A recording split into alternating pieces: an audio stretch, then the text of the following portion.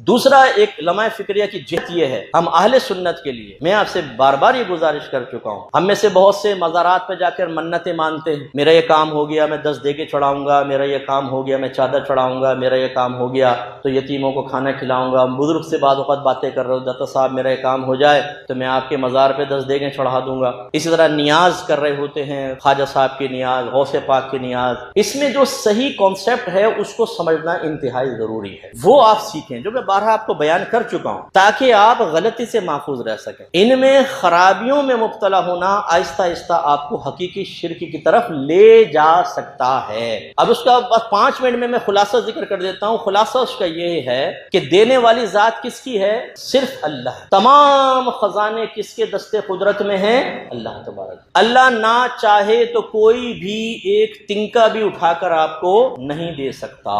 اللہ تعالیٰ ہی سب کچھ کرنے والا، وہی حقیقتاً مشکل کشا ہے، وہی ہمارے مسائل کا حل کرنے والا، وہی ہادی ہے، وہی ہمارا نگہبان ہے۔ یہ عقیدہ مضبوط کر لیں۔ منت مانی جاتی ہے اللہ تبارک و تعالیٰ کی بارگاہ، یہ ذہن میں رکھ بس۔ حقیقتاً منت اللہ سے ہے۔ منت کیا ہے؟ ایک وعدہ، آپ عبادت کیا کہ وعدہ کر، کبھی یہ مشروط ہوتا ہے کبھی غیر مشروط ہوتا ہے۔ مثلا آپ اللہ سے وعدہ کرتے ہیں، اللہ تعالیٰ میں تیری رضا کی خاطر اس سال رمضان کا اعتکاف کروں گا، اگر آپ نے یہ الفاظ زبان سے ادا کیے تو آپ پر اس سال کے رمضان کا اعتکاف واجب ہو جائے گا۔ یہ منت شرعی کہلاتی۔ یہ غیر مشروط اور کبھی مشروط ہوتا ہے، اللہ تعالیٰ اگر مجھے صحت حاصل ہو گئی تو میں 2 رکعت نفل پڑھوں گا، صحت حاصل ہو گئی تو 4 روزے رکھ لوں گا۔ یہ جائز ہوتا ہے اللہ سے ایسا وعدہ کرنا۔ اس میں جب آپ کا کام ہو جائے گا تو پھر آپ کو وہ منت پوری کرنی ہوتی ہے۔ یہ ہے شرعی منت کا مفہوم بس۔ باقی جو بزرگوں کے مزارات پہ جا کر کہہ دیتے ہیں یہ شرعی منت نہیں ہے، یہ عرفی منت کہلاتی ہے۔ عرفی کا مطلب ہمارے عرف میں رائج ہو گئی، اس کا شریعت سے حقیقتاً تعلق کوئی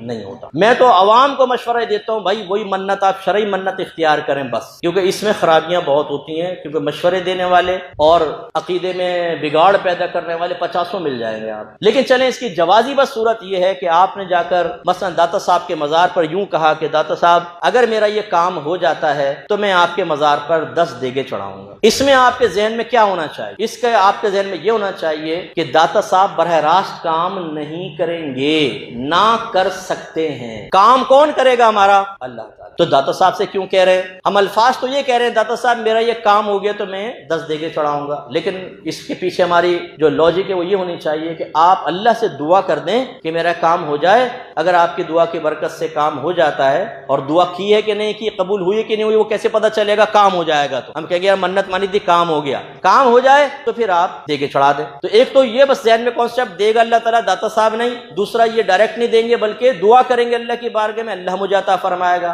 تیسری بات یہ ہے کہ جو کھانا کھلائیں گے وہ داتا صاحب کے لیے نہیں ہوگا، نہ داتا صاحب کا قرب حاصل کرنا مقصود، نہ داتا صاحب ثواب دیں گے، نہ داتا صاحب کو خوش کرنا مقصود۔ وہ کھانا صرف کس کے لیے ہوگا؟ وہ اللہ کے لیے ہوگا، اللہ تعالیٰ کو راضی کرنا مقصود، اللہ ہی ثواب عطا فرمائے گا بس۔ اسی لیے فقہاء نے واضح طور پہ لکھا کہ منت عرفی میں اگر آپ مقام متعین کر بھی دیتے ہیں وہ مقام متعین نہیں ہوگا۔ مثلا آپ نے کہا داتا صاحب میں آپ کے مزار پہ 10 دیگیں چڑھاؤں گا، کام ہو جائے، کام ہو جائے، ادھر 10 دیگیں چڑھانا لازم نہیں ہے، آپ اپنے محلے میں 10 دیگیں پکا کے کھلا دیں لوگوں، کیونکہ آپ نے ان کے لیے تو نہیں کھلائی نا، یہ تو اللہ کے لیے تھی، اور اللہ تعالیٰ کے لیے آپ کہیں پر بھی کھلائیں گے وہ اللہ کے لیے کھانا کہلائے گا، داتا صاحب کے مزار پہ ضروری نہیں ہے۔ ایک اس میں لاسٹ چیز، آپ نے منت مانی، داتا صاحب کے مزار پہ کام ہو گیا، آپ نے دیگیں نہیں چڑھائی، چادر نہیں چڑھائی، اب آپ کے کام بگڑنا شروع ہوئے، ایکسیڈنٹ ہو گیا، گھر میں چوری ہو گئی، فوراً لوگ کہیں گے تم نے وہ منت پوری کی تھی کہ نہیں کی؟ نہیں، اسی کو تو وبال ہے سر۔ داتا صاحب ناراض ہو گئے، یعنی داتا صاحب گن لے کے بیٹھے ہمیں کس نے منت پوری کس نے نہیں، ابھی تمہیں اس نے نہیں کی، بیٹا مارو، ایکسیڈنٹ کرواؤ، گھر میں بے برکتی کرواؤ۔ یار تمہارا دماغ خراب ہے۔ وہ بزرگ ایسے ہیں کہ وہ بددعائیں دینا شروع کر دیں گے، میں منت پوری نہیں کی بددعائیں دے رہا ہوں میں۔ کوئی یہ کنیکشن ہم ملاتے ہیں آپس میں، یہ ہم ملاتے ہیں، جاہل ملائے گا کنیکشن، نہیں ہوتا اس سے کچھ بھی۔ آپ منت عرفی پوری نہ کریں، بزرگ ناراض نہیں ہوں گے، ان کے لیے کوئی کی تھی آپ نے، نہ آپ نے اللہ سے براہ راست وعدہ کیا تھا، وہ پوری کرنا واجب ہی نہیں ہے آپ پر، اس کا کوئی وبال نہیں ہوتا۔ ہاں آپ نے وعدہ کیا، چلے کر لیں، اچھی بات ہے، میں نہیں کہہ رہا ہوں کہ بغاوت پر آ جائیں کہ نہیں کرتا ہوں، کر لیں، لیکن کوئی واجب نہیں ہے، اور نہ پورا کریں تو کوئی وبال نہیں ہوتا ان کا۔